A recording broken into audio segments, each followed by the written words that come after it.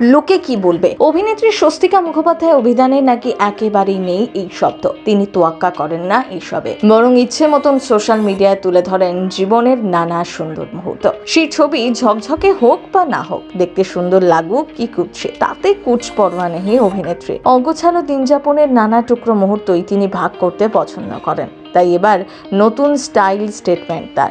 মাথায় তেল মেখে বিশ্ব ব্রহ্মাণ্ড ঘুরে বেড়াচ্ছেন স্বস্তিকা।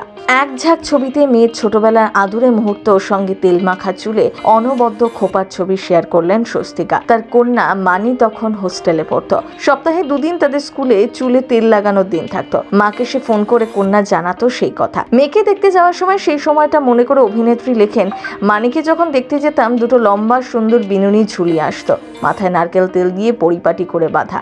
আমিও যতদিন লম্বা চুল ছিল মাথায় তেল লাগিয়ে সর্বত্র গিয়েছি। সময়ের সঙ্গে কখন যে চুলে তেল মাখা বা তেল মাথায় বাড়ি থেকে বেরোনোটা গাইয়া ব্যাপার হয়ে গেল বুঝলামই না।